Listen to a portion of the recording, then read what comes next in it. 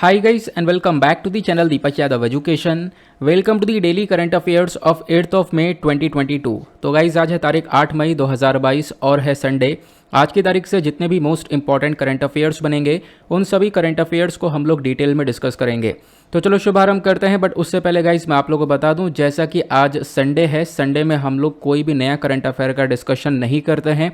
तो क्या करते हैं, हर संडे हम लोग एक रिवीजन डे रखते हैं।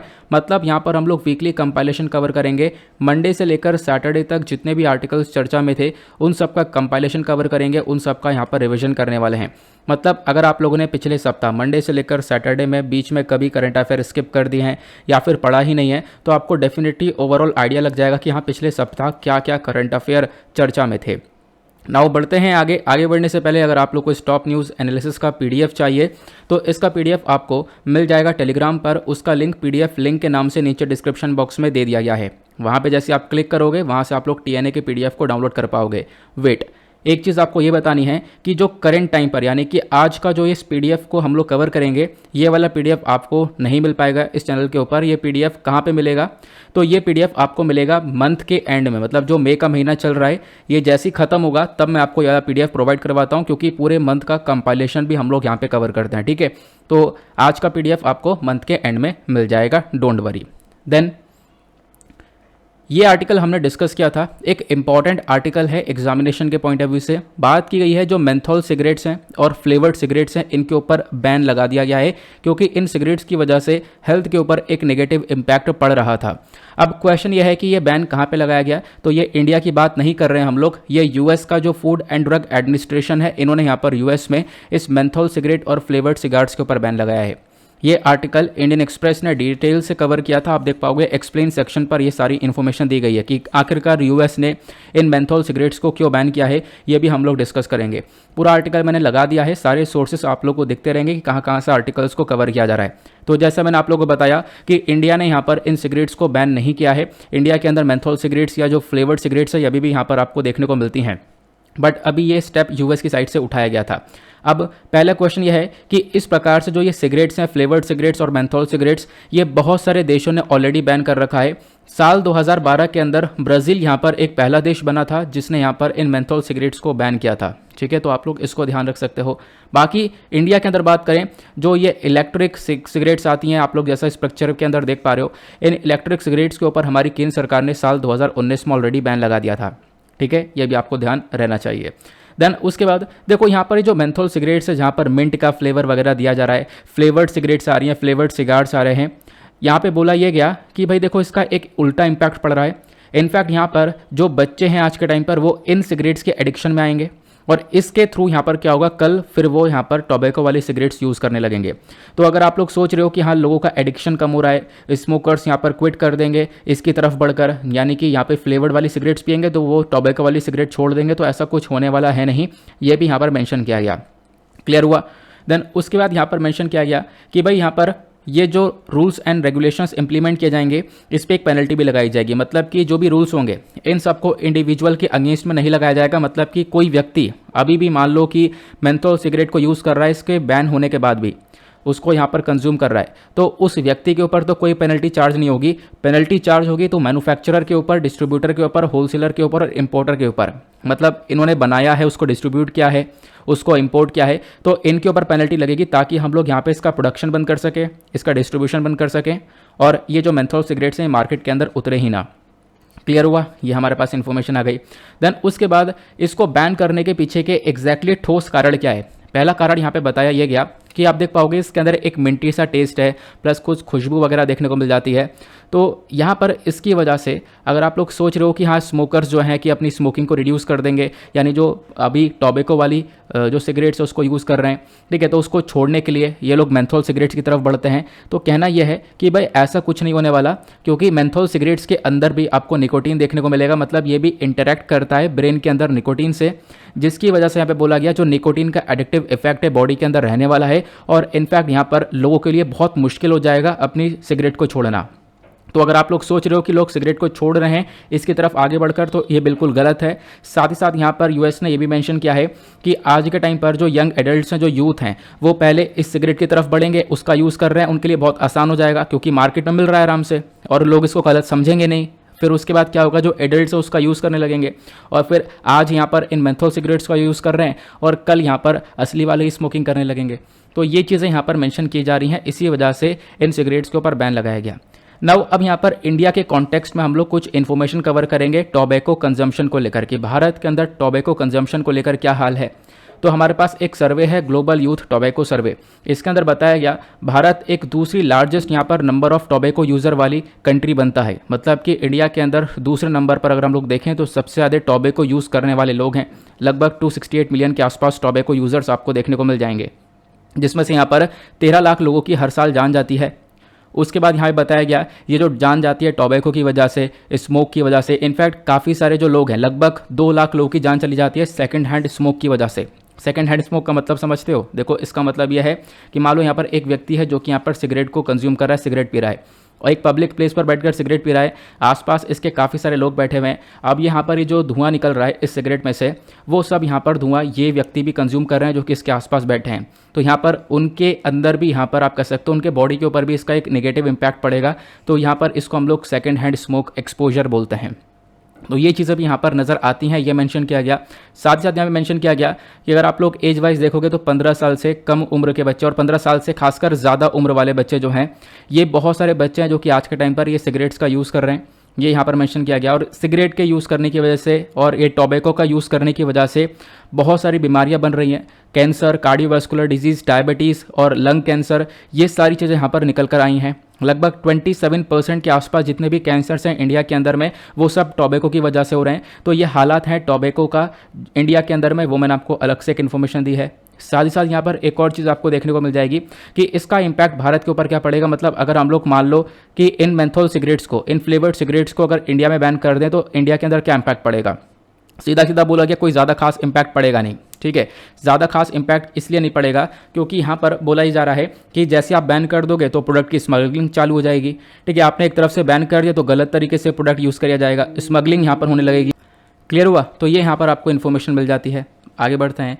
अब एक क्वेश्चन और आएगा कि भाई जब इतनी खतरे की घंटी बनी हुई है ये सिगरेट और जो ये तंबाकू है, तो क्या भारत ने इसको रोकने के लिए कोई इनिशिएटिव नहीं उठाया है? तो देख पाओगे बहुत सारे इनिशिएटिव्स यहाँ पर इन चीज़ों को रोकने के लिए उठाए गए हैं। एक इनिशिएटिव है WHO FCTC, मतलब कि यहाँ पर world health organization framework convention on tobacco control. फिर उसके बाद एक और एक्ट आता है कोटपा एक्ट। कोटपा मतलब cigarettes and other tobacco products act 2003। उसके बाद यहाँ पे जो कोटपा एक्ट है ना, इसने पुराने वाले एक्ट को रिप्लेस कर दिया था। पुराना वाला एक्ट हमारा 1975 का, इसको हटाकर कोटपा आया था। कोटपा के अंदर मेंशन किया गया कि जितने सिगार, बीड़ी, चरूट, पाइप, टोबैको, ये जितनी भी चीज़ें होंगी इन सब के ऊपर यहाँ पर लिख दिया जाएगा cigarettes smoking is injurious to health. Cigarette यहाँ पर पीना आप लोगों के लिए खतरनाक है। इन सब की इस तरीके से एडवर्टाइजिंग करी जाएगी। तो इसके लिए यहाँ पर एक कोटपा एक्ट को लेकर आया गया था। उसके बाद यहाँ पर एक और इनिशिएटिव है promulgation of the prohibition of electronic cigarettes ordinance 2019। यहाँ पे मेजर फोकस ये है कि जो इलेक्ट्रॉनिक सिगरेट्स हैं उसको भी बैन किया जाएगा। तो आपको पता होगा 2019 में हमने इलेक्ट्रॉनिक सिगरेट्स का प्रोडक्शन, मैन्युफैक्चरिंग, इंपोर्टिंग, एक्सपोर्टिंग सब चीज़ यहाँ पर बंद कर दी थी, बैन कर दी थी इस वाले पर्टिकुलर इनिशिएटिव के माध्यम से। तो ये सारे इनिशिएटिव्स इंडिया के अंदर उठाए गए ताकि टोबैको का कंजम्पशन को हम लोग रोक सकें। फिर उसके बाद यहाँ पे आप देख पाओगे और भी इसी प्रकार के इनिशिएटिव है। NTQLS मतलब नेशनल टोबैको क्विटलाइन सर्विस, एक ऐसी सर्विस चलाई गई है जहाँ पे टोबैको यूज़र को कुछ बेनिफिट्स दिए जाएंगे, telephone based information, advice, support देंगे ताकि वो तंबाकू को छोड़ सके। उसके बाद M-Session प्रोग्राम आपको देखने को मिल जाएगा। ये भी एक इनिशिएटिव है जहाँ पर मोबाइल टेक्नोलॉजी का यूज़ किया जाता है ताकि हम लोग टोबैको का जो कंजम्पशन इसको कम से कम कर सकें। ये सरकार का एक डिजिटल इंडिया इनिशिएटिव है। तो ये सारी चीज़ आप लोग को देखने को मिल जाती है जो कि आपको मेंस में हेल्प करेगी। उसके बाद अगले आर्टिकल में हमने डिस्कस किया था कि जो एक IAS ऑफिसर है उसको रेजिग्नेशन देने के लिए, मतलब कि मान लो वो रिज़ाइन कर दिया, तो क्या वो वापस से अपने जॉब के अंदर आ सकता है? क्या वापस से यहाँ पर वो IAS बन सकता है? इसको लेकर एक कंट्रोवर्सी रिसेंटली काफ़ी ज़्यादा देखने को मिली है। यहाँ पे आप देख पाओगे एक व्यक्ति हैं जिनका नाम है शाह फैज़ल। अब ये जो शाह फैज़ल है जिनका पिक्चर आप लोगों ने यहाँ पर ये देखा है, इस आर्टिकल को इंडियन एक्सप्रेस ने डिटेल से कवर किया। इस पर्टिकुलर आर्टिकल के अंदर बताया गया कि मान लो यहाँ पर एक ऑफिसर है, जैसे कि यहाँ पर इनके बारे में इन्फॉर्मेशन दी गई है। अब ये आज के टाइम पर क्या हुआ, ये 2010 में UPSC के एग्ज़ाम में टॉप करते हैं। फिर उसके बाद यहाँ पर ये सर्व करते हैं एज IAS ऑफिसर। अब 2010 तक ये सर्व करते करते क्या होता है, 2019 में ये अपने नौकरी से रिज़ाइन कर लेते हैं। अब रिज़ाइन करने के बाद पॉलिटिकल पार्टी ज्वाइन करते हैं। अब क्या हुआ, 2020 में पॉलिटिकल पार्टी को भी छोड़ देते हैं और वापस से यहाँ पर आप कह सकते हो ये नौकरी की तरफ बढ़ रहे हैं, वापस से ये एक तरीके से रीज्वाइन कर रहे हैं। तो क्वेश्चन ये है, क्या ऐसा हो सकता है कि हाँ एक व्यक्ति, एक IAS ऑफिसर अगर अपनी नौकरी छोड़ दे, रिज़ाइन कर दे, तो उसके बाद ये वापस से रिज्वाइन कर सकता है, वापस से उस व्यक्ति को रीइंस्टेट किया जा सकता है? तो इसको लेकर एक क्वेश्चन काफ़ी ज़्यादा उठ रहा था।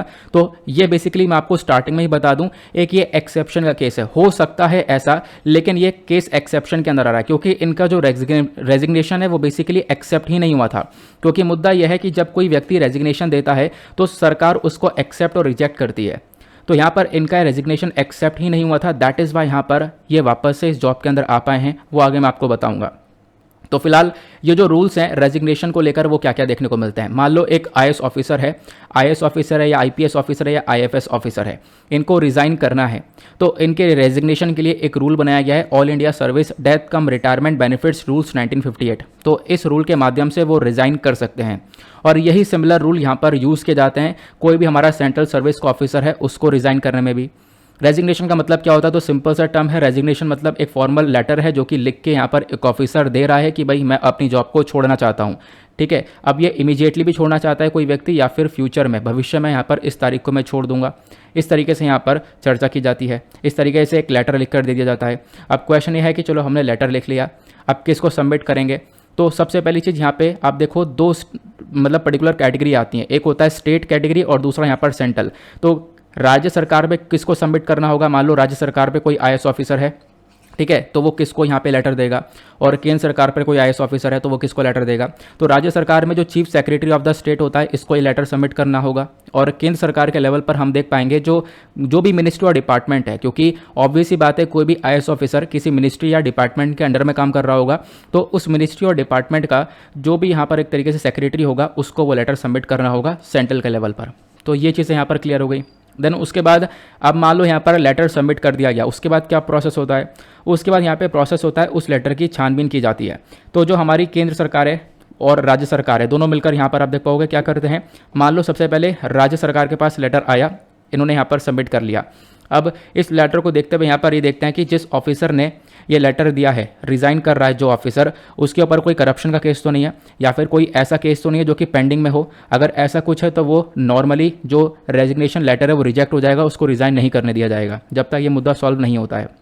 उसी प्रकार से अभी हम केंद्र सरकार लेवल पर बात करें तो मान लो कोई रेजिग्नेशन है जिसको यहाँ पर एक तरीके से दिया गया, हमारी कॉम्पिटेंट अथॉरिटी के पास वो रेजिग्नेशन लेटर आ चुका है। कॉम्पिटेंट अथॉरिटी कौन होती है, तो आपको ध्यान रखना है, मान लो कोई IAS ऑफिसर रिज़ाइन कर रहा है तो उसको यहाँ पे उसके लिए जो कॉम्पिटेंट अथॉरिटी है जो उसके रेजिग्नेशन को देखेगी वो है ministry of state at the department of personal training.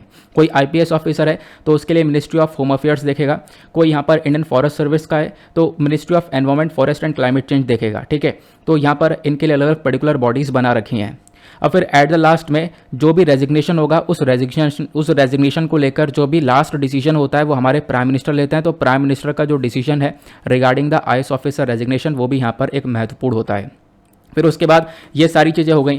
ठीक है, अब यहाँ पे किसको सबमिट करना है आपने समझ लिया। सबमिट करने के बाद क्या प्रोसेस है कि हाँ भाई देखेंगे उसके ऊपर कोई केस वगैरह तो नहीं चल रहा है, वो भी प्रोसेस कंप्लीट हो गया। फिर लास्ट में क्या होता है कि भाई यहाँ पर सरकार उस रेजिग्नेशन को एक्सेप्ट करती है और रिजेक्ट करती है, वो उसके ऊपर है। ठीक है, मैं यहाँ पर देख पाओगे एक्सेप्ट ज़्यादातर हो ही जाता है, लेकिन रिजेक्शन में अगर हम लोग बात करें तो एक इंपॉर्टेंट चीज़ निकल कर आती है। वो इंपॉर्टेंट चीज़ ये है कि मान लो यहाँ पर किसी व्यक्ति के अगेंस्ट में कोई पेंडिंग केस चल रहा है, ठीक है, या फिर सरकार ने उसके ऊपर कुछ पैसा खर्च किया था, उसको अलग से यहाँ पर कुछ पढ़ाई करवाई थी, कुछ ट्रेनिंग दी थी ताकि वो यहाँ पर आगे तक सर्व करेगा, या सरकार के साथ उसने कोई बॉन्ड साइन कर रखा है कि मैं इतने टाइम तक काम करूँगा। अगर ऐसा कुछ है तो यहाँ पर वो रेजिग्नेशन सिंपली रिजेक्ट कर दिया जाएगा, उसको रिज़ाइन नहीं करने दिया जाएगा। क्लियर हुआ, ये चीज़ हो गई। अब एक क्वेश्चन और आएगा दिमाग में, एक सिचुएशन ऐसी भी तो हो सकती है ना कि मान लो एक व्यक्ति है, एक IAS ऑफिसर है जिसने रिज़ाइन किया। अब रिज़ाइन करने के बाद में उसका लेटर चला गया, लेकिन अब सडनली उसके दिमाग में आता है यार मुझे रिज़ाइन नहीं करना है, मुझे अपना रेजिग्नेशन को विड्रॉ करना है। तो वो विड्रॉ कर सकता है क्या? बिल्कुल विड्रॉ भी कर सकता है। तो यहाँ पर जो रिक्वेस्ट है विड्रॉवल की वो भी आपको देखने को मिल जाती है। ये अगेन यहाँ पे जो DCRB रूल है जो कि स्टार्टिंग मैंने आपको बताया था, उसका रूल 5(1)(a) और क्लॉज सब क्लॉज आई ये बोलता है कि बिल्कुल जो हमारी केंद्र सरकार है वो परमिशन देती है ऑफिसर को कि वो अपने रेजिग्नेशन लेटर को विड्रॉ भी कर सकता है, ठीक है, उसको यहाँ पे मतलब अपने रेजिग्नेशन को वापस से भी ले सकता है। अब जो ये रेजिग्नेशन है इसको वापस से विड्रॉ किया जा सकता है, आपको इसके बारे में ध्यान रखना है। लेकिन इसमें भी यहाँ पर कुछ केस आता है, सरकार विड्रॉ मतलब नहीं करने देगी। कब? कि मान लो एक व्यक्ति ने, एक ऑफिसर ने रिजाइन किया, उसके बाद में किसी पॉलिटिकल पार्टी को ज्वाइन कर लिया या पॉलिटिक्स के अंदर हिस्सा ले लिया है, ठीक है, इलेक्शन के अंदर यहाँ पर हिस्सा ले लिया है, उसके साथ में कनेक्शन आ चुका है, पॉलिटिकल मूवमेंट के साथ में कनेक्शन आ चुका है, तो उस व्यक्ति को विड्रॉ करने नहीं दिया जाता है, ये आपको ध्यान रखना है। अदरवाइज यहाँ पर 90 दिन का टाइम मिलता है, जब आपने लेटर सबमिट किया है तो 90 दिन का टाइम मिलेगा, उस बीच में आप लोग विड्रॉ भी कर सकते हो। क्लियर हुआ? उसके बाद यहाँ पर आप लोग देख पाओगे कि एट द लास्ट यहाँ पर ये देखने को मिलता है, मैंने आपको बताया एक कॉम्पिटेंट अथॉरिटी है जिसके पास ये लेटर पहुंचता है, उसके बाद में वो आईएएस ऑफिसर रिजाइन कर पाता है। लेकिन क्वेश्चन ये है, ये जो रेजिग्नेशन है वो ऑटोमेटिकली यहाँ पर विड्रॉ भी हो जाता है अगर उस कॉम्पिटेंट अथॉरिटी के पास में वो लेटर पहुँचने ना, ठीक है, उस कॉम्पिटेंट अथॉरिटी के पास यहाँ पर वो लेटर को एक्सेप्ट करने से पहले अगर विड्रॉ कर लिया जाए तो भी ये मुद्दा यहाँ पर एक तरीके से आप कह सकते हो वहाँ पर रेजिग्नेशन नहीं मिल पाता है। तो आप यही देख पाओगे आज के केस में भी यही हो रहा है कि जो सरकार है उन्होंने यहाँ पर शाह फैज़ल का जो रेजिग्नेशन है वो एक्सेप्ट ही नहीं किया था, दैट इज़ वाई यहाँ पर ये वापस से जॉब में आ रहे हैं। तो बेसिकली एक एक्सेप्शन का केस आपको देखने को मिलेगा। नेक्स्ट आर्टिकल में हमने चर्चा की थी चाइना के ग्लोबल सिक्योरिटी इनिशिएटिव के बारे में। तो एक नया ग्लोबल सिक्योरिटी इनिशिएटिव है जो कि चाइना के प्रेसिडेंट ने ये बाहर रखा है। चाइना के प्रेसिडेंट ने रिसेंटली यहाँ पर एक मीटिंग करी है और उस मीटिंग के अंदर बोला कि भाई जो क्वाड ग्रुप है, यानी कि क्वाड ग्रुप 4 कंट्रीज़ का ग्रुप है, आपको पता है ऑस्ट्रेलिया, यूएस, जापान और इंडिया। तो इन चारों कंट्रीज़ का जो ये ग्रुप बना हुआ है ये कहीं ना कहीं चाइना के अगेंस्ट में बना हुआ है, ये मिनी नेटो है, ऐसा यहाँ पर चाइना के प्रेसिडेंट जी जिनपिंग ने बोला। और ये सारी बातें एक बाओ फोरम में बोली गई हैं और चाइना ने बोला कि हम लोग भी अपना एक ग्लोबल सिक्योरिटी इनिशिएटिव तैयार कर रहे हैं। अभी जो ग्लोबल सिक्योरिटी इनिशिएटिव है जो ये नेटो को टक्कर देगा, सॉरी ये यहाँ पर क्वाड को टक्कर देगा और साथ ही साथ जो ये एक और ग्रुप बना हुआ है ऑकस उसको टक्कर देगा। आपको पता है ये क्वाड को बनाया गया था ताकि इंडो पैसिफिक रीजन के अंदर एक हम लोग शांति को मेंटेन कर सकें। उसके बाद यहाँ पर जो क्वाड है मैंने आपको बता दिया, क्वाड के अंदर ये 4 कंट्रीज कौन कौन सी देखने को मिलती हैं। फिर मैंने आपको बताया कि जो क्वाड है इसको यहाँ पर चाइना मिनी नेटो बोलता है, ठीक है, ये चाइना के अगेंस्ट में बनाया गया है, ऐसा चाइना बोलता है। फिर उसके बाद अभी एक और छोटा सा ग्रुप अमेरिका ने बना लिया है, ऑकस नाम का, आपको पता है ऑस्ट्रेलिया, यूके और यूएस, ये 3 कंट्रीज़ यहाँ पर देखने को मिलती हैं। इसको भी यहाँ पर चाइना बोलता है, चाइना के अगेंस्ट में बनाया गया। अमेरिका यहाँ पर अपने पैर पसारता हुआ नजर आ रहा है। दैट इज़ वाई हम लोग यहाँ पर अपना खुद का एक हम लोग ग्लोबल सिक्योरिटी इनिशिएटिव लेकर आ रहे हैं और वो जो ग्लोबल सिक्योरिटी इनिशिएटिव होगा वो यहाँ पे काउंटर करेगा इन सारे ग्रुप्स को, क्वाड को काउंटर करेगा, प्लस यहाँ पे जो भी ये ग्रुप्स हैं उनको काउंटर करेगा, ऐसे बताया गया। क्लियर हुआ? उसके बाद यहाँ पर मैंने आपको बता दिया कि हाँ GSI यानी कि ग्लोबल सिक्योरिटी इनिशिएटिव को क्यों लाया गया। क्लियर हुआ? बाकी सारी ये इन्फॉर्मेशन हम लोगों ने देख ली है। तो एक सिंपल सा एक छोटा सा आर्टिकल चर्चा में था। उसके बाद अगले आर्टिकल में हमने चर्चा की थी जो MSME है यानी माइक्रो स्मॉल मीडियम एंटरप्राइजेस हैं, इनको लेकर एक स्कीम के बारे में चर्चा की गई है, ZED सर्टिफिकेशन स्कीम। तो यहाँ पर ये जो MSME है इन्होंने यहाँ पर लॉन्च करा है इस सर्टिफिकेशन स्कीम को, ZED इसका नाम है, मतलब कि ज़ीरो डिफेक्ट और zero effect scheme. Zero defect zero effect का मतलब यह है, देखो पहले उसको समझने से पहले आप लोग MSME को समझ लो। माइक्रो स्मॉल मीडियम एंटरप्राइज, जो छोटे छोटे इंडस्ट्रीज़ और हमारे बिजनेसेस हैं वो माइक्रो, यहाँ पर माइक्रो एंटरप्राइज कौन से होते हैं जहाँ पर इन्वेस्टमेंट जो है वो 1 करोड़ से ऊपर का ना हो और टर्नओवर 5 करोड़ से ऊपर का ना हो। स्मॉल एंटरप्राइज जहाँ पर इन्वेस्टमेंट 10 करोड़ से ऊपर का ना हो और टर्नओवर 50 करोड़ से ऊपर का ना हो। मीडियम एंटरप्राइज जहाँ पर इन्वेस्टमेंट 50 करोड़ से ऊपर का ना हो और टर्नओवर 250 करोड़ से ऊपर का ना हो। ये हमारे MSMEs कहलाते हैं। अब इन्होंने यहाँ पर इस प्रकार की स्कीम को लॉन्च किया है। ये स्कीम सर्टिफिकेशन स्कीम है जहाँ पर ये जो MSME है ये प्लेज लेंगी, एक शपथ लेंगी कि भाई यहाँ पर ये क्या करेंगी, इस ज़ीरो डिफेक्ट और ज़ीरो इफेक्ट स्कीम को या फिर यहाँ पर इस कॉन्सेप्ट को अपने इंडस्ट्री के ऊपर अप्लाई करेंगी। अब ये ज़ीरो डिफेक्ट और ज़ीरो इफेक्ट स्कीम का मेजर मकसद यहाँ पर यह है कि हम लोग कोई भी प्रोडक्शन कर रहे हैं, कुछ भी सामान बना रहे हैं तो वहाँ पर किसी भी प्रकार का कोई डिफेक्ट ना हो, ठीक है, एक अच्छा सामान बनाकर एक क्वालिटी प्रोडक्ट हम लोग दें। प्लस यहाँ पर ज़ीरो इफेक्ट मतलब यह है कि कोई भी हम लोग प्रोडक्शन कर रहे हैं तो उसका एनवायरनमेंट के ऊपर कोई भी बुरा इंपैक्ट ना पड़े, कोई भी पोल्यूशन वगैरह ना हो, ठीक है। तो ये बेसिकली यहाँ पर एनवायरनमेंट को ध्यान में रखा जा रहा है, प्रोडक्ट की क्वालिटी के ऊपर ध्यान में रखा जा रहा है, ह्यूमन रिसोर्स को ध्यान में रखा जा रहा है, एफिशिएंसी को ध्यान में रखा जा रहा है। तो ये बेसिकली यहाँ पर इस प्रकार की स्कीम आपको देखने को मिल जाती है। देन उसके बाद अगले आर्टिकल में हमने डिस्कस किया था anti ship version of BrahMos missile के बारे में।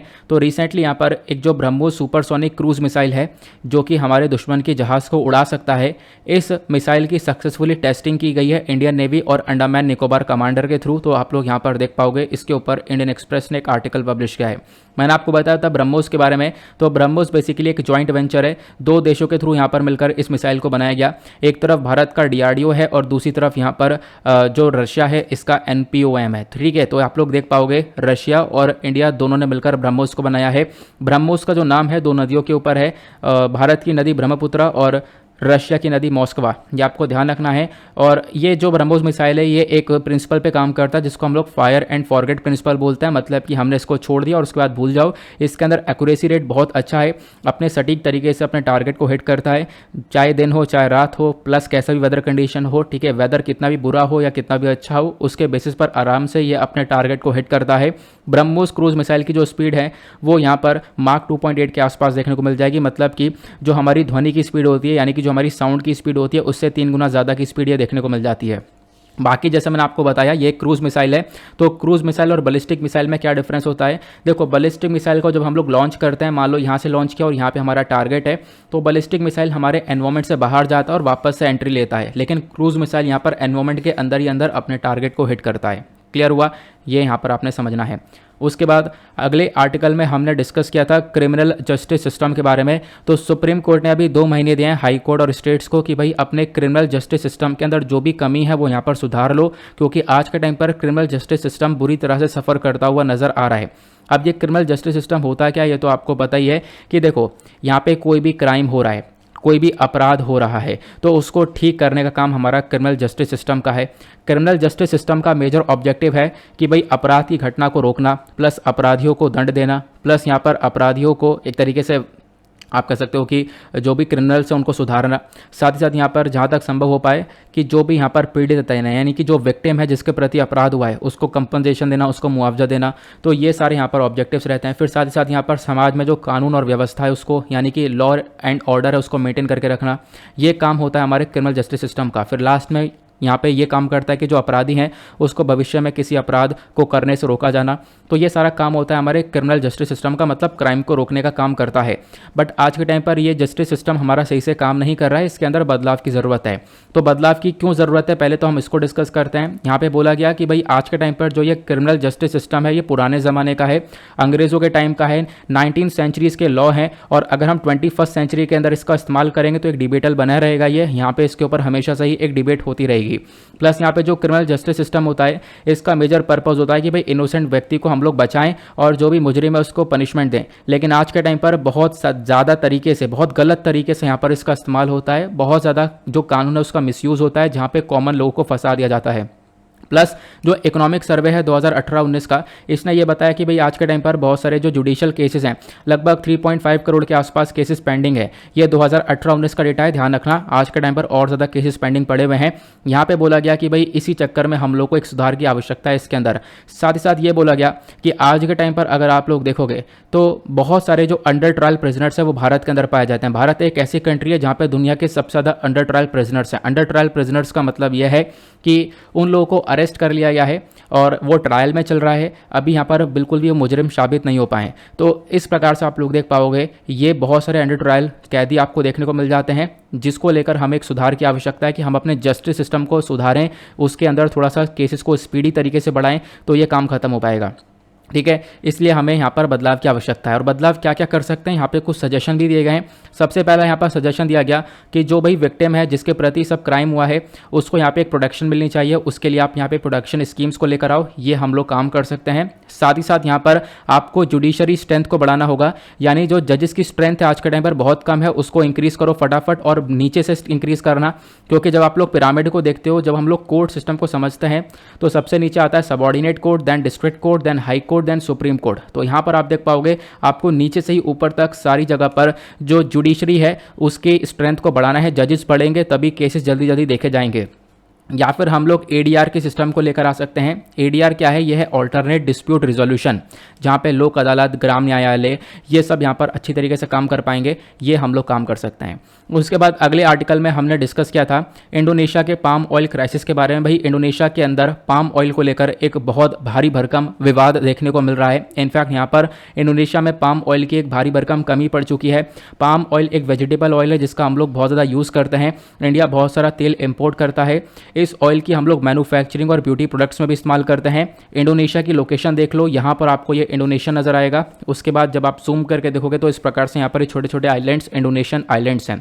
देखो पाम ऑयल इंडोनेशिया के अंदर सबसे ज़्यादा ग्रो किया जाता है। इंडोनेशिया और मलेशिया, ये इंडोनेशिया 1 पर और मलेशिया सेकंड नंबर पर, ये दोनों जो कंट्रीज़ हैं ये आपको देखने को मिलेगा ये टॉप 2 कंट्रीज़ है जो कि दुनिया में सबसे ज़्यादा पाम ऑयल का प्रोडक्शन करती हैं और उसके बाद इन सारे पाम ऑयल को एक्सपोर्ट भी करती हैं। ठीक है, अब हुआ क्या, इंडोनेशिया के अंदर खुद पाम ऑयल की कमी पड़ चुकी है, जिसकी वजह से आप देख पाओगे कि दुनिया भर में पाम ऑयल का क्राइसिस देखने को मिल रहा है। क्लियर हुआ, ये हमने देखा। उसके बाद इंडोनेशिया में सिचुएशन ये है, हालात ये पहुंच चुके हैं कि तेल के दाम काफ़ी बढ़ चुके हैं, जिसकी वजह से सरकार ने यहाँ पर एक कैप प्राइस को सेट कर दिया। सरकार ने बोल दिया भाई इतने दाम पे बिकेगा, इससे ज़्यादा दाम पे नहीं बेच सकते। इसकी वजह से जो यहाँ पर जो तेल है वो मार्केट से गायब होता चले जा रहा है। उसके बाद यहाँ पे बोला गया कि जो कुछ फैक्टर्स हैं यानी कि कुछ चीज़ें हैं जो कि इस चीज़ के पीछे रिस्पॉन्सिबल है। सबसे पहली चीज़ देखो, रशिया यूक्रेन के बीच में वॉर हो गया है।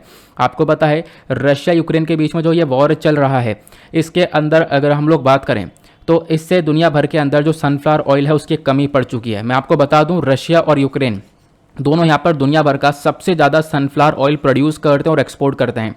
अब जब इन दोनों के बीच में वॉर चला, अब इस वॉर के चलते तहत क्या हुआ, ये जो सनफ्लावर ऑयल है ये यहाँ पे ट्रेड इसका हो नहीं पाया, ये इंटरनेशनल मार्केट में उतर नहीं पाया।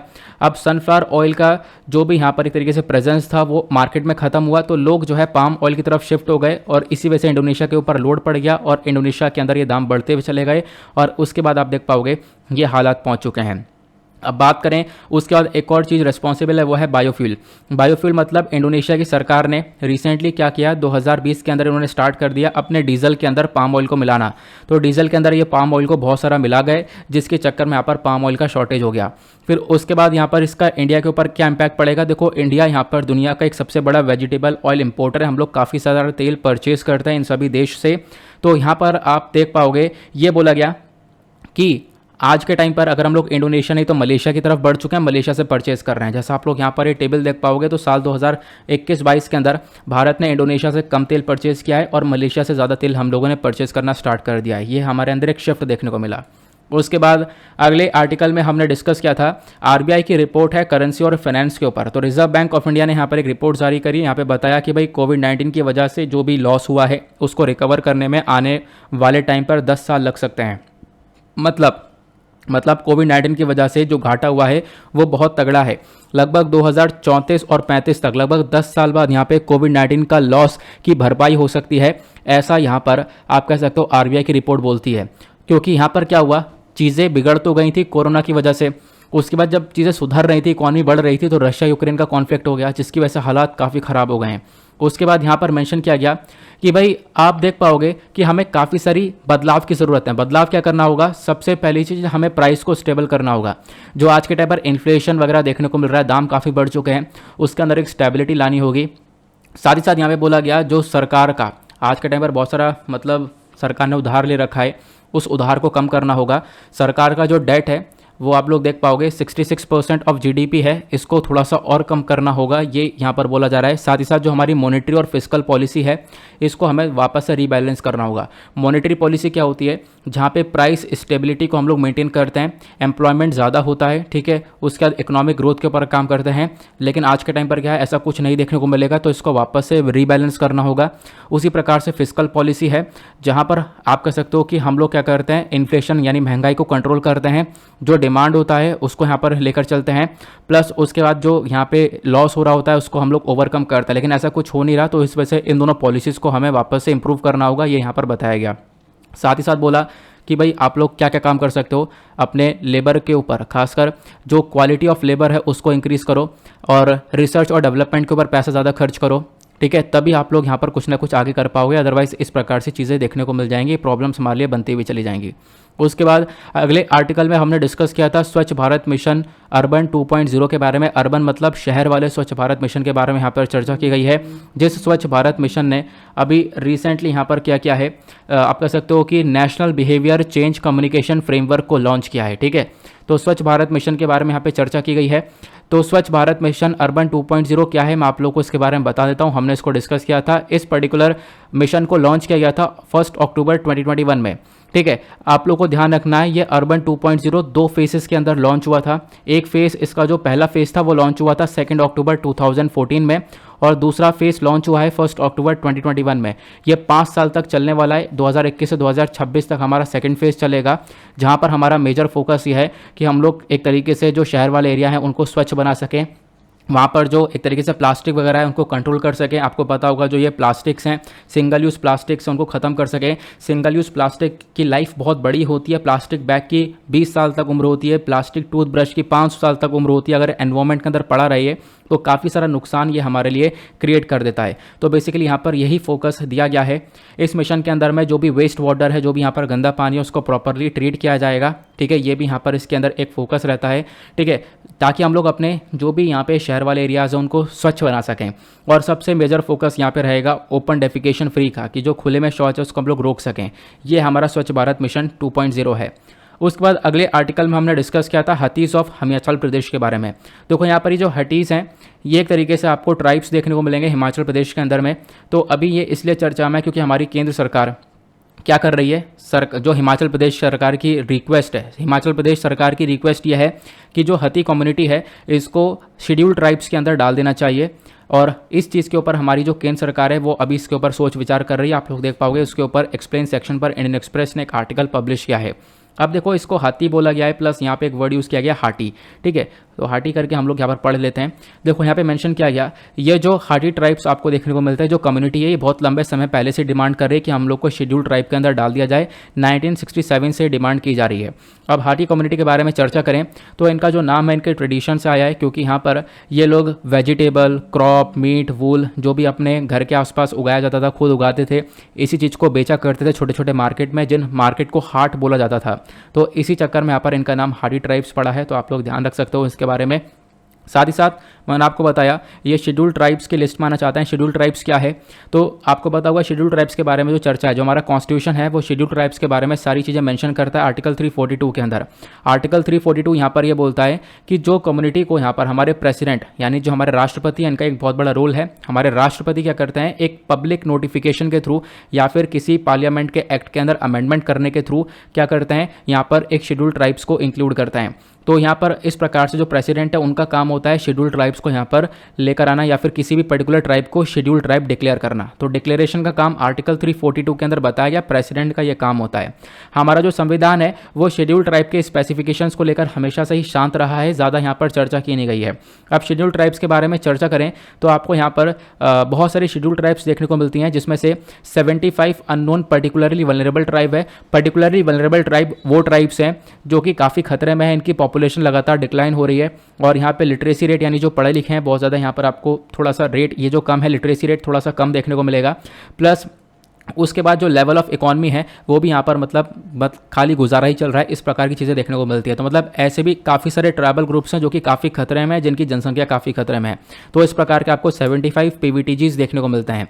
अब शेड्यूल ट्राइब्स के लिए सरकार ने काफ़ी सारे इनिशिएटिव्स उठाए हैं, जैसे कि यहाँ पर ये schedule tribe other traditional forest dweller act है। अब इसको भी मैं रीड करूँगा, तो यहाँ पर आप लोग इसको पढ़ सकते हो एक बार वीडियो को पॉज करके, अदरवाइज PDF आपके पास मिल ही जाएगा।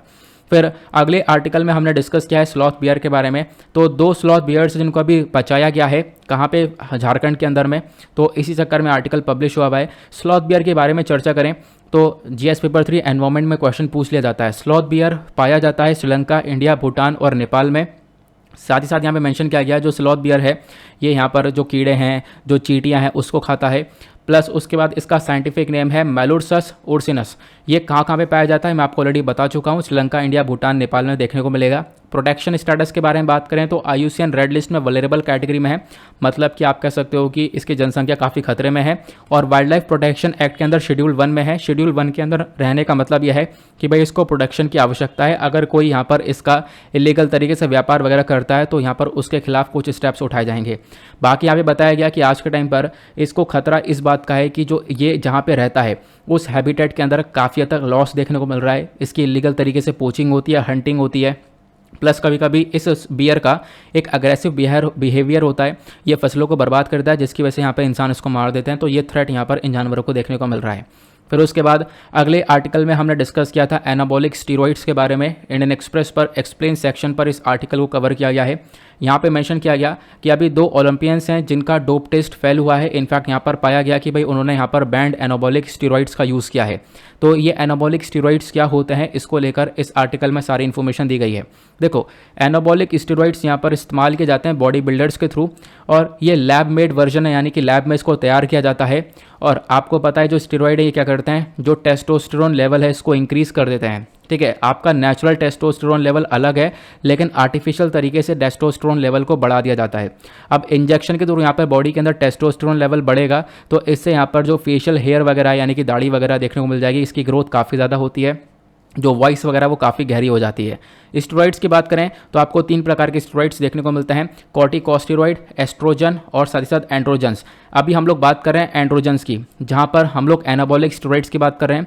कॉर्टिकोस्टेरॉइड वो होता है जो कि डॉक्टर रिकमेंड करता है, यहाँ पे कोई क्रीम ऑइंटमेंट वगैरह होती है जो कि आपको खुजली और रैशेज से बचाता है, तो ये एक तरीके से सेफ है। इतना भी सेफ नहीं है बट यहाँ पर ये सेफ है।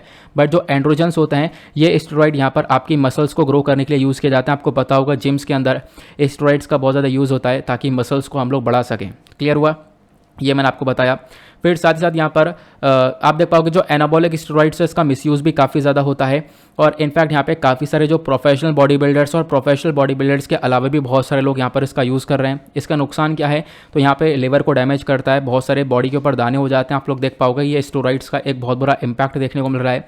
प्लस यहाँ पे जो फर्टिलिटी रेट है वो काफ़ी कम हो जाता है, यानी कि आप देख पाओगे इरेक्टाइल डिस्फंक्शन वगैरह देखने को मिलता है, जो पेनिस से उसमें इरेक्शन बंद हो जाता है। उसके बाद यहाँ पर आप देख पाओगे बोला जाता है कि ये एक चीटिंग भी, और प्लस यहाँ पे बैंड सब्सटेंस का आप इस्तेमाल कर रहे हो, प्लस बॉडी के अंदर अग्रेशन सा डेवलप होने लगता है। यहाँ पे आप कह सकते हो कि गुस्सा वगैरह ज़्यादा बढ़ जाता है बॉडी के अंदर में इस एनाबॉलिक स्टेरॉइड्स को इस्तेमाल करके। इसके हेल्थ इंपैक्ट के ऊपर अगर हम लोग बात करें तो मैंने आपको बताया कि भाई वेमेन के लिए भी काफ़ी खतरनाक है और मैन के लिए भी काफ़ी खतरनाक है।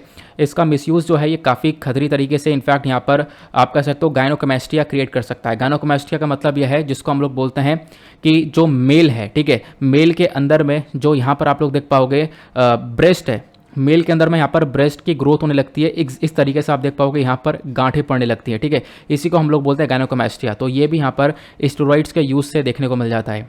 क्लियर हुआ, तो ये इस आर्टिकल के अंदर मेंशन किया गया।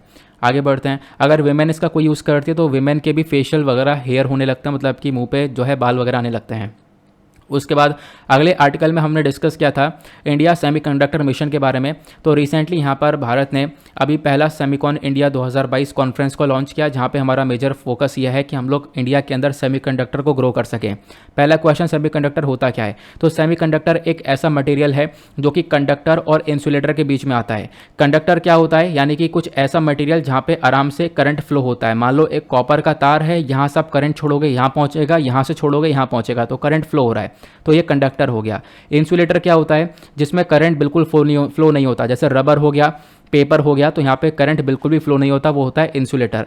सेमीकंडक्टर इन दोनों के बीच में आने वाला यहाँ पर एक मटेरियल है जिसको हम लोग सिलिकॉन के नाम से जानते हैं। सिलिकॉन हो गया या फिर जर्मेनियम हो गया, गैलियम आर्सेनाइड हो गया, कैडमियम सेलेनाइड हो गया, ये सब यहाँ पर सेमीकंडक्टर है। इसमें क्या होता है, करंट फ्लो भी होता है और उस करंट को हम लोग कंट्रोल कर सकते हैं। तो ये यहाँ पर सेमीकंडक्टर की सिंपल सी डेफिनेशन है। आज के टाइम पर सेमीकंडक्टर का हर जगह पर इस्तेमाल किया जाता है।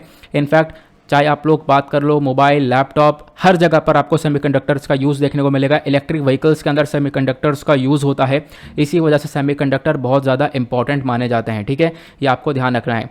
बाकी इसी चक्कर में हम लोगों ने इंडियन सेमीकंडक्टर मिशन को स्टार्ट किया है, जहाँ पे हमारा मेजर फोकस ये है कि हम लोग भारत के अंदर इस सेमीकंडक्टर को बनाएंगे, क्योंकि भारत अभी सेमीकंडक्टर मैन्युफैक्चरिंग में बहुत पीछे है। हम लोग यहाँ पर बिल्कुल भी इसकी मैन्युफैक्चरिंग करते हैं नहीं, और आने वाले टाइम पर डिजिटल एरा बढ़ने वाला है, सारी चीज़ें डिजिटलाइज होने वाली हैं। मोबाइल फोन्स, लैपटॉप्स, इनका यूज़ लगातार बढ़ रहा है। इन सब चीज़ों के अंदर सेमीकंडक्टर चिप्स का इस्तेमाल हो रहा है। उसी के लिए भारत सरकार ने यहाँ पर स्कीम को चलाया है, जहाँ पर हम लोग सेमीकंडक्टर इंडस्ट्रीज़ को ग्रोथ के ऊपर काम करेंगे।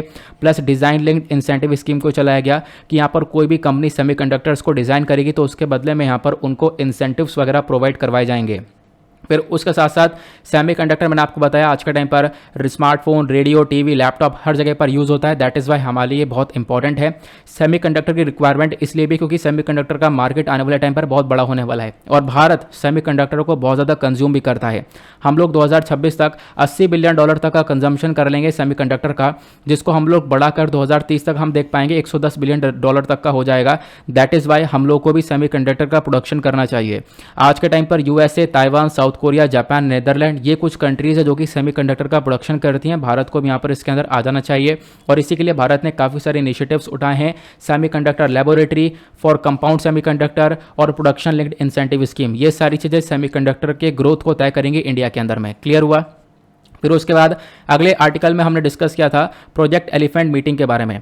तो यहाँ पर अभी 16वीं स्टीयरिंग मीटिंग हुई है प्रोजेक्ट एलिफेंट की, जहाँ पे हमने फोकस ये दिया है कि हम लोग एलिफेंट और ह्यूमन के कॉन्फ्लिक्ट को रोकेंगे। मतलब काफ़ी बार ऐसा देखने को मिल जाता है कि इंसान और हाथी के बीच में काफ़ी विवाद क्रिएट हो जाता है, लड़ाइयाँ होने लगती हैं। लड़ाइयाँ इस बेसिस पर कि देखो हम तो यहाँ पर पहली चीज़ जो जानवर हैं उनके जंगल वगैरह बर्बाद कर रहे हैं, ठीक है। अब यहाँ पर जंगल वगैरह बर्बाद किया जा रहा है, उसकी वजह से यहाँ पर क्या है कि वो जानवर निकल कर आ जाता है, वहाँ से अपने एरिया से निकल कर, अपने हैबिटेट से निकल कर आया दूसरी जगह पर, फसलें बर्बाद करने लगा। तो वहाँ पे जो इंसान है वो यहाँ पे लड़ने लगता है जानवर से। अब लड़ने लगता है जानवर से तो इसमें यहाँ पर या तो इंसान की मौत हो जाती है या फिर जानवर की मौत हो जाती है।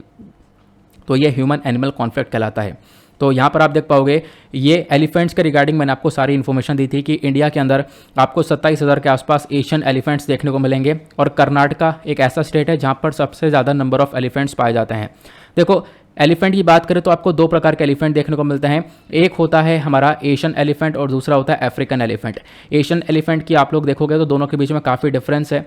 जैसे यहाँ पर आप लोग देख पाओगे कि ये जो होता है ये अफ्रीकन वाला, इसके कान थोड़े बड़े होते हैं, इसके कान थोड़े छोटे होते हैं। ये छोटे छोटे यहाँ पर डिफरेंसेस आपको देखने को मिल जाएंगे। तो ये इंपॉर्टेंट है, ध्यान रखना। बाकी कुछ इन्फॉर्मेशन मैं आपको दे रहा हूँ। जैसे कि एशियन एलिफेंट की बात करें तो इसका IUCN रेड लिस्ट के अंदर इंडेंजर्ड कैटेगरी के अंदर है, plus wild life protection act के अंदर ये शेड्यूल 1 के अंदर में आता है, ठीक है। एशियन एलिफेंट की जो संख्या है वो 20,000 से 40,000 के आसपास देखने को मिल जाएगी। ये आपको इंडिया, सुमत्रन और श्रीलंका में देखने को मिलता है।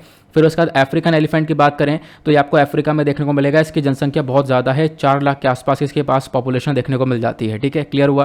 फिर उसके बाद नेक्स्ट हमने डिस्कस किया था कि इन एलिफेंट्स को काफ़ी बड़ा खतरा आपको देखने को मिल जाता है। वो खतरा यह है कि ह्यूमन एलिमेंट कॉन्फ्लिक्ट आपको देखने को मिल जाएगा, सबसे बड़ी बात। फिर साथ ही साथ यहाँ पर इनके जो जंगल वगैरह है वो आज के टाइम पर उसका एक बहुत बड़ा लॉस हो रहा है।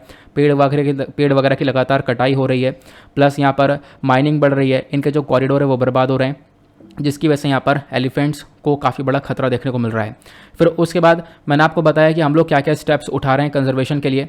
तो एलिफेंट्स को बचाने के लिए यहाँ पे सबसे पहली चीज़ कुछ प्लानिंग वगैरह की जा रही है कि भाई जो भी एलिफेंट को मार रहा है या हंटिंग कर रहा है उसको अरेस्ट किया जाएगा। साथ ही साथ यहाँ पे बैरिकेड्स वगैरह बनाए जाएंगे ताकि एलिफेंट अपने एरिया से निकल कर ना आए, क्योंकि अपने एरिया से नहीं निकलेगा तो फिर यहाँ पर ह्यूमंस के साथ में वो लड़ाइयाँ नहीं हो पाएंगी। प्लस एलिफेंट्स को मॉनिटर करने के लिए, इनकी देखभाल करने के लिए यहाँ पर एक प्रोग्राम है, माइक प्रोग्राम को चलाया गया है, monitoring and illegal killing of elephants MIKE programme, ठीक है। इस प्रोग्राम को लॉन्च किया गया था 2003 में ताकि हम लोग एलिफेंट्स की इलीगल किलिंग को मॉनिटर कर सकें, रोक सकें। ये माइक प्रोग्राम इंपॉर्टेंट है क्योंकि इस प्रकार से क्वेश्चन बन जाता है, क्योंकि आप देख पाओगे एम स्ट्राइप्स को लेकर एक क्वेश्चन बन गया था। एम स्ट्राइप्स यहाँ पर था बेसिकली ये टाइगर रिजर्व को मेंटेन करने के लिए, तो इसका करेक्ट आंसर भी आपको देखने को मिल जाएगा। तो इसी चक्कर में यहाँ पर मैंने आपको ये इन्फॉर्मेशन दी है क्योंकि ये यूपीएससी 2017 में क्वेश्चन पूछा गया था। उसके बाद अगले आर्टिकल में हमने डिस्कस किया जूट इंडस्ट्री के बारे में। तो वेस्ट बंगाल आज के टाइम पर एक बहुत भारी भरकम क्राइसिस फेस कर रहा है, क्योंकि यहाँ पर आप देख पाओगे जो जूट होता है उसको लेकर मतलब काफ़ी बड़ी कमी देखने को मिल रही है। अब जूट को लेकर क्या प्रॉब्लम्स हो रही है, जूट क्या होता है आपको पता है ना, इस प्रकार से जो हम लोग बोरे वगैरह बना रहे हैं ये सारे जूट के ही होते हैं। तो जूट को लेकर काफ़ी बड़ा क्राइसिस यहाँ पर देखने को मिल रहा है। इनफैक्ट यहाँ पे जो प्राइस है वो काफ़ी बढ़ चुका है, ठीक है, ये यहाँ पर बताया जा रहा है। उसके बाद यहाँ में बताया गया सबसे पहला कारण है साइक्लोन का इम्पैक्ट। देखो साइक्लोन अम्फान आया था ओडिशा के अंदर, सॉरी वेस्ट बंगाल के अंदर में मई 2020 में। अब ये साइक्लोन अम्फान की वजह से क्या हुआ, जो हमारी खेती बाड़ी वो बर्बाद हो गई है। इसकी वजह से यहाँ पर जो जूट है वो ग्रो नहीं हो पाया। साथ ही साथ यहाँ पर एक ऐसी सिचुएशन भी देखने को मिली है जहाँ पर क्या हुआ, पानी वगैरह काफ़ी ज़्यादा बढ़ चुका था, जिसकी वजह से क्या हुआ, जूट की जो समय था, मतलब एक समय होता है कटाई करने का, उसको समय से पहले काट लिया गया, जिसकी वजह से जूट की इतनी क्वालिटी आई नहीं है, ठीक है। तो इसकी चक्कर में हम लोग देख पाएंगे जूट का एक क्राइसिस बनता हुआ नजर आ रहा है वेस्ट बंगाल में। अब ये जो जूट सेक्टर है बहुत इंपॉर्टेंट है क्योंकि डायरेक्टली रोजगार देता है 3.70 लाख वर्कर्स को हमारे देश में, इसी वजह से ये इंपॉर्टेंट है। उसके बाद वेस्ट बंगाल, बिहार और और असम की अगर हम लोग बात करें तो यहाँ पे हमारे पूरे इंडिया का जितना भी प्रोडक्शन होता है जूट का, उसका 99% जो प्रोडक्शन है वो इन तीनों राज्यों से निकल कर आता है। इसी वजह से यहाँ पर जूट सेक्टर इंपॉर्टेंट है हमारे लिए। उसके बाद यहाँ पर मेंशन किया गया जूट को लेकर हमारे पास क्या क्या और इन्फॉर्मेशन मिलती है, क्योंकि ये जो इन्फॉर्मेशन है ये डायरेक्टली जीएस पेपर 1 के अंदर पूछ ली जाएगी। जूट को ग्रो करने के लिए जो हमारे पास टेम्परेचर की रिक्वायरमेंट होती है 25 से 35 डिग्री सेल्सियस के आसपास का टेम्परेचर चाहिए होता है। जो बारिश है वो 150 से 250 सेंटीमीटर के आसपास की चाहिए होती है और एलुवियल सॉइल की आवश्यकता होती है। प्रोडक्शन की अगर हम लोग बात करें तो इंडिया यहाँ पर एक लार्जेस्ट प्रोड्यूसर है जूट का। इंडिया के बाद बांग्लादेश और चाइना आपको देखने को मिल जाएंगे। और जूट को हम लोग गोल्डन फाइबर के नाम से भी ध्यान रखना। और ये जो जूट है इसका हम लोग इस्तेमाल करते हैं बैग बनाने के लिए, चारपाई बनाने के लिए, कारपेट बनाने के लिए, तो अलग अलग चीज़ों में यहाँ पर जूट का इस्तेमाल किया जाता है। और जूट के लिए यहाँ पर आप देख पाओगे जो सरकार है वो बहुत सारा जूट परचेज करती है हमारे फार्मर से। क्योंकि यहाँ पर हमारे पास एक जूट पैकेजिंग मटेरियल एक्ट 1987 है। इस एक्ट के अंदर यहाँ पर मेंशन किया गया जो हमारी सरकार है वो सरकार यहाँ पर क्या करती है, बहुत सारे वर्कर से इस जूट को परचेज करती है। क्योंकि यहाँ पर सरकार के लिए अनिवार्य है कि हम लोग जो खाना है, खासकर जो हमारा फूड है या फिर कोई शुगर है, शुगर को 30% तक और फूड को 100% तक जो कवर करना होगा, जो पैक करना होगा, वो जूट के बोरों में कवर करना होगा। तो सरकार यहाँ पर काफ़ी सारा जूट परचेज करती है इन फार्मर से। क्लियर हुआ। फिर उसके बाद अगले आर्टिकल में हमने डिस्कस किया था कि बांग्लादेश ने अभी ऑफर किया है चित्तागोंग पोर्ट भारत को। ठीक है, तो बांग्लादेश ने बोला कि भाई यहाँ पर ये जो पोर्ट है हमसे ले लो, ये इसको यूज़ कर लो अच्छे से। क्योंकि अभी रिसेंट डेज में क्या हुआ कि हमारे जो एक्सटर्नल अफेयर मिनिस्टर हैं ये 28 अप्रैल से 30 अप्रैल के बीच में बांग्लादेश के विजिट पर गए, जहाँ पर ये पोर्ट बांग्लादेश की साइड से ऑफर किया गया हम लोगों को। ठीक है, अब यहाँ पर आप देख पाओगे इस पोर्ट का हम लोग इस्तेमाल कर सकते हैं चाइना को टैकल करने के लिए। चाइना को यहाँ पर हटा दिया है हम लोगों ने बेसिकली। अगर हम लोग बात करें जो ये चित्तागोंग पोर्ट है या फिर इसको हम लोग चट्टोग्राम पोर्ट के नाम से भी जानते हैं, ये एक मेन सी पोर्ट है बांग्लादेश का। इनफैक्ट यहाँ पे बोला जाए कि भाई जो लॉयड है, लॉयड की रिपोर्ट के अकॉर्डिंग बात करें तो जो ये चित्तागोंग पोर्ट है ये लगभग ये 58वां बिजिएस्ट कंटेनर पोर्ट आपको देखने को मिल जाएगा दुनिया में। साल 2019 का ये डेटा है। फिर यहाँ पे बोला गया भाई दुनिया भर का जो 80% तक का जो भी व्यापार होता है वो इसी चित्तागोंग पोर्ट से देखने को मिलता है। और ये चित्तागोंग पोर्ट कहाँ पर है तो आपको देखने को मिलेगा ये बांग्लादेश में यहाँ पर स्थित है। अब भारत इसका यूज़ कर सकता है, ये यहाँ पर बोला गया। अब भारत हम लोग कैसे इसका यूज़ कर सकते हैं आपको ये समझना होगा। देखो ये यहाँ पर आपको एक सेकंड में थोड़ा सा ड्रॉ कर देता हूँ। ये आपको बीच में बांग्लादेश देखने को मिल जाएगा, इधर आपको यहाँ पर इंडिया देखने को मिलेगा, इधर इंडिया देखने को मिलेगा। ये इंडिया के नॉर्थ ईस्टर्न स्टेट्स आपको देखने को मिल जाएंगे। अगर हम लोग बात करें तो बांग्लादेश में चित्तागोंग पोर्ट कहाँ पर है तो आपको चित्तागोंग पोर्ट यहीं पर देखने को मिल जाएगा, ये रहा। ठीक है, अब इंडिया को फ़ायदा ये होगा कि हम लोगों को मान लो वेस्ट बंगाल से कोई सामान पहुंचाना है नॉर्थ ईस्टर्न स्टेट्स में, मान लो असम में, मेघालय में या त्रिपुरा में कोई सामान पहुंचाना है तो हम लोग कैसे लेके जाते हैं आज के टाइम पर, ये वाला रास्ता लेकर जाते हैं सिलीगुड़ी कॉरिडोर से निकलते हुए। फिर उसके बाद यहाँ पर हम लोग आएंगे, फिर यहाँ पर सामान पहुँचाएंगे। लेकिन क्या होगा, आप यहाँ से जहाज़ में सामान डाला और यहाँ से यहाँ इस वाले पोर्ट पर भेजा और यहाँ से ऊपर आ गया, तो ये हमें फ़ायदा होने वाला है इस चित्तागोंग पोर्ट का। ठीक है, तो बेसिकली जो रास्ता है वो काफ़ी शॉर्ट हो जाएगा, इसका ये एक खास इंपॉर्टेंस देखने को मिलेगा और इंडिया के लिए काफ़ी सारे बेनिफिट्स निकल कर आएंगे। हम लोग आराम से और अपने अच्छे तरीके से जो भी हमारा नॉर्थ ईस्टर्न स्टेट्स है उसके साथ में कनेक्टिविटी को बना पाएंगे। इससे बांग्लादेश को भी फ़ायदा होगा, बांग्लादेश के अंदर जो एम्प्लॉयमेंट वगैरह, रोजगार वगैरह वो जनरेट होता हुआ नजर आएगा उस पर्टिकुलर एरिया में, ये हम लोग देख पाएंगे, काफ़ी सारा फ़ायदा है। उसके साथ साथ मेंशन किया गया जब हम लोग बात करते हैं यहाँ पे चाइना का एक बहुत बड़ा खतरा है। चाइना ने बहुत सारा पैसा बांग्लादेश के अंदर इन्वेस्ट किया है। ये वाला पोर्ट यहाँ पर चाइना बांग्लादेश से मांग रहा था, लेकिन इंडिया को ये पोर्ट मिल चुका है। अगर ये चाइना को मिल जाता तो चाइना की जो स्ट्रिंग ऑफ पर्ल की स्ट्रैटेजी है, यानी कि इस प्रकार से आप देख पाओगे इंडिया को जो घेरने की स्ट्रैटेजी है वो यहाँ पे सक्सेसफुल हो रही है। बट यहाँ पे भारत को ये पोर्ट मिला, इस चक्कर में आप देख पाओगे यहाँ पे एक भारत की जीत देखने को मिल जाएगी, ये आपको ध्यान रखना है। फिर उसके बाद अगले आर्टिकल में हमने डिस्कस किया था हॉल मार्किंग ऑफ गोल्ड के बारे में। तो यहाँ पर जो ये गोल्ड की हॉल मार्किंग है इसका जो दूसरा फेस है वो बेसिकली यहाँ पर स्टार्ट हो जाएगा 1 जून से। अब यहाँ पे मतलब जो ज्वेलर्स है, जो सुनार हैं, उनके लिए हॉल मार्किंग को मैंडेटरी कर दिया गया है कि भाई यहाँ पर आपको हॉल मार्किंग रखनी होगी। क्योंकि यहाँ पर जो ज्वेलर्स हैं उनके लिए यहाँ पर ये ज़रूरी किया गया कि भाई आपको सोने के ऊपर हॉल मार्किंग रखनी होगी। इसका जो दूसरा पहलू है वो लॉन्च कर दिया गया है, मतलब लॉन्च किया जाएगा 1 जून 2022 को। इसका जो पहला फेस है वो हम पिछले साल में ऑलरेडी लॉन्च कर चुके हैं 16 जून को। ये दूसरा फेस अभी 1 जून से लॉन्च किया जाएगा, इसी चक्कर में ये चर्चा में है। हॉल मार्किंग की बात करते हैं हम लोग, तो देखो हॉल मार्किंग का मतलब क्या होता है। देखो मान लो यहाँ पर आपने कोई भी सामान परचेज़ किया, कोई भी गोल्ड को परचेज़ किया, जो आप लोग सोना परचेज़ करते हो, मान लो ये सोने का कड़ा है, तो आपको ध्यान रखना है, इस पर आपको 4 चीज़ें देखनी है। इन्हीं 4 चीज़ों को हम लोग हॉल मार्किंग बोलते हैं। यहाँ पे 4 चीज़ों में पहले होगा एक BIS का लोगो, ठीक है। ये BIS क्या है, तो ये है ब्यूरो ऑफ इंडियन स्टैंडर्ड, जिसके अलग अलग सेंटर्स आपको भारत में देखने को मिल जाएंगे। ये BIS होगा, इसका लोगो मिलेगा। साथ ही साथ यहाँ पर आपको देखने को मिलेगा कि कितना कैरेट आपका सोना है, ठीक है, और उसके हिसाब से नंबर लिखा होगा 916 या कुछ ऐसे नंबर लिखे होंगे। तो आपको ध्यान रखना है, यहाँ पर आपको जब भी सोना परचेज करना है तो आपको ये 3 नंबर देखने होंगे। अगर नंबर वाइज लिखा है तो 583 लिखा होगा, 583 लिखा है तो इसका मतलब वो 14 कैरेट सोना है। अगर उसके पीछे यहाँ पर 750 लिखा है तो वो 18 कैरेट सोना है, 916 लिखा है तो 22 कैरेट सोना है। अभी यहाँ पर जो ये वाला देखा है आपने, इसमें 22 कैरेट भी लिखा हुआ है और 916 भी लिखा हुआ है, ठीक है। तो ये यहाँ पर मतलब कि 22 कैरेट का सोना देखने को मिल जाएगा। अब आप कहोगे और कोई नंबर भी तो हो सकता है, और कोई हो सकता है, लेकिन वो यहाँ पर आपको नहीं लेना है, वो बिल्कुल फेक है, क्योंकि भारत सरकार ने सिर्फ और सिर्फ इन्हीं 3 कैटेगरी के सोने को अलाउ कर रखा है। केवल 14, 18 और 22 कैरेट ज्वेलरी पर ही हॉलमार्किंग को अलाउ किया गया है। तो आप लोग को ध्यान रखना है, इन तीनों के अलावा कोई सोना परचेज नहीं करना।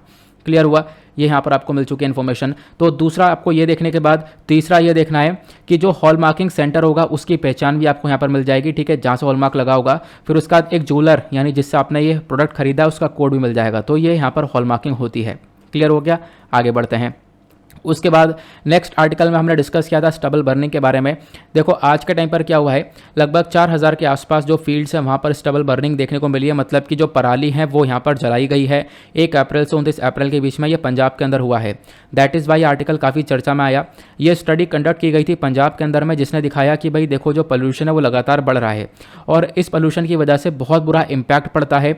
इनफैक्ट यहाँ पे डायरेक्टली बात करें स्टबल बर्निंग के इफेक्ट्स क्या हैं, तो स्टबल बर्निंग यानी कि इस पराली को जलाने से बहुत सारी हार्मफुल गैसेस निकलती हैं, जैसे कि CH4 methane, then carbon monoxide, volatile organic compound. ये सारी हार्मफुल गैसेस निकलती हैं जो कि मानव के लिए और एनवायरमेंट के लिए दोनों के लिए काफ़ी खतरनाक हैं।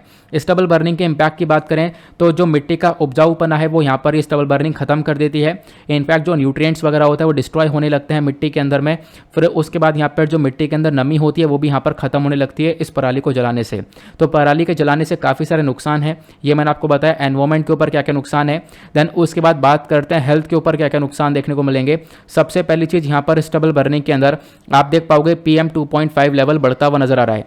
PM 2.5 क्या होता है, ये होता है पार्टिकुलेट मैटर, यानी छोटे छोटे कंकड़ के टुकड़े। ये हालांकि इतना छोटा है कि ये मान लो आपके एक बाल का साइज है, बाल के साइज से भी बहुत छोटा सा है। देखो हम लोग जब पर्टिकुलेट मैटर की बात करते हैं तो एक आता है पर्टिकुलेट मैटर 10 और एक आता है पर्टिकुलेट मैटर 2.5।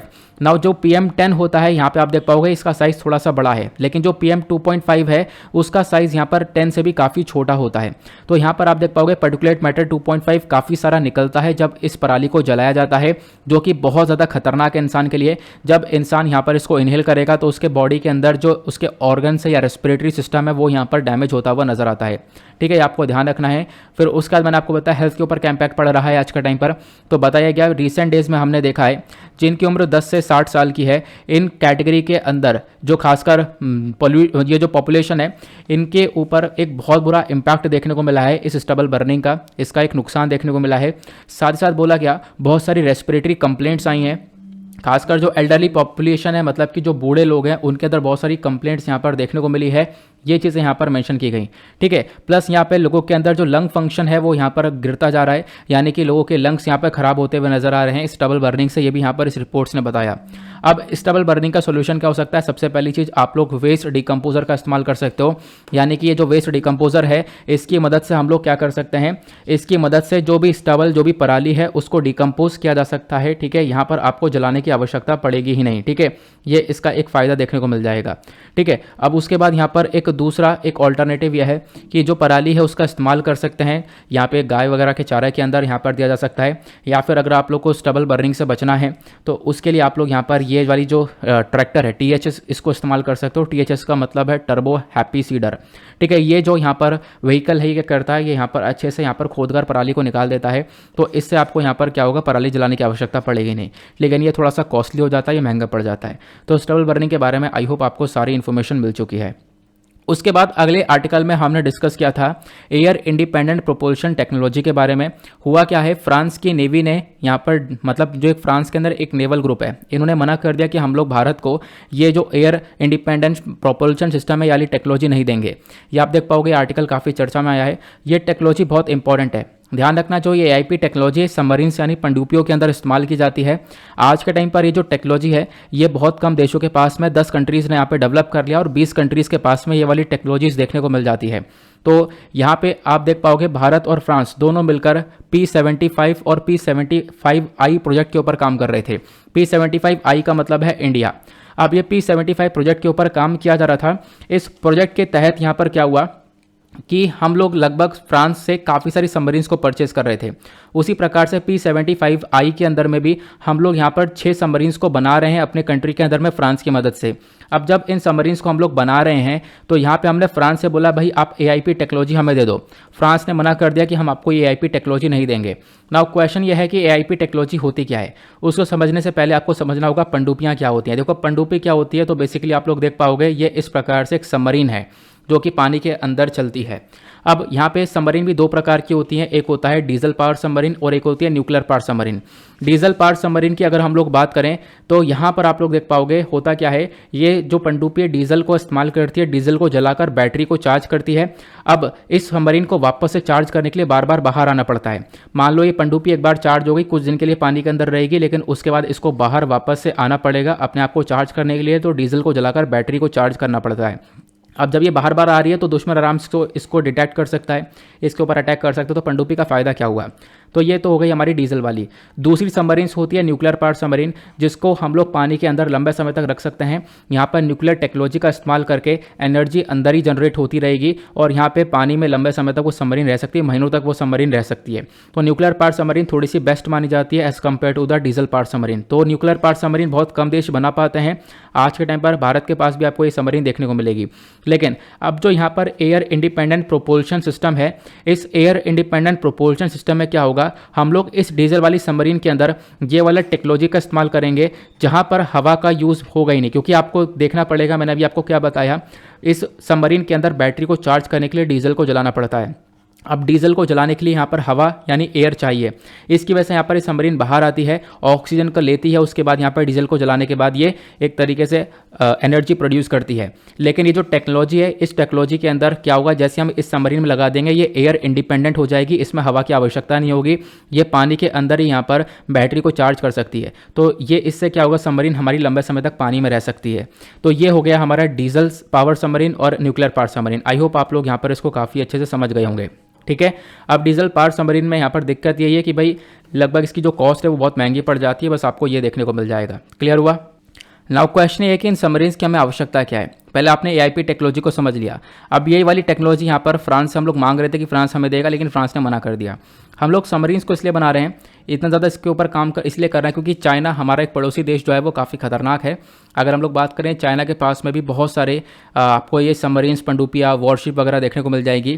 तो चाइना को हम लोग टक्कर देने के लिए, या जो हमारा हिंद महासागर है वहाँ पर चाइना को टैकल करने के लिए हम लोग लगातार इन पनडुब्बियों के ऊपर इतना पैसा खर्च कर रहे हैं। इन्हीं के लिए यहाँ पर इन प्रोग्राम्स को चलाया गया है। क्लियर हुआ, ये इन्फॉर्मेशन मिल चुकी है। तो आपने डीजल पनडुब्बी और परमाणु पनडुब्बी दोनों के बारे में अच्छे से जान लिया है। एआईपी टेक्नोलॉजी हम लोगों ने यहाँ पर समझ ली है, इसके फ़ायदे नुकसान क्या हैं वो समझ लिया है। भारत के पास में आपको तीनों प्रकार की सबमरीन देखने को मिल जाएगी। डीजल इलेक्ट्रिक सबमरीन भी है, न्यूक्लियर पावर अटैक सबमरीन भी है और हमारे पास nuclear power ballistic missile submarine भी है। यहाँ पे आप देख पाओगे, ये आप लोग देख पाओगे, ये बहुत सारी जो सबमरीन है, लगभग जो कलवरी क्लास की सबमरीन है इसको हमने फ्रांस की मदद से बनाया है। शिशुमार क्लास यहाँ पे हमने जर्मनी की मदद से बनाया है और इधर यहाँ पे सिंधु कोश क्लास ये हमने रशिया की मदद से बनाई। तो ये सारी सबमरीन्स आज के टाइम पर भारत के पास में देखने को मिल जाती है।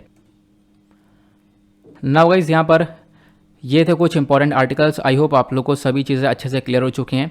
ये हमने पूरे सप्ताह का रिवीजन कर लिया है। 4 आर्टिकल्स का रिवीजन रह गया, आपको पता होगा हमारे सैटरडे कुछ आर्टिकल्स रह गए जिसको हम लोग नेक्स्ट डे पे रिवाइज करते हैं, तो वो हमारा एज इट इज़ चलता रहता है। बाकी सारे जो इंपॉर्टेंट आर्टिकल्स हैं या पूरे सप्ताह का रिवीजन है वो बेसिकली हम लोगों ने मैक्सिमम कर लिया है। ओके, नाउ इसी के साथ करते हैं हम लोग अपने लेक्चर को समाप्त और मिलते हैं आप लोगों से नेक्स्ट वीडियो में। आज के लिए bye bye, have a nice day, thank you and जय हिंद।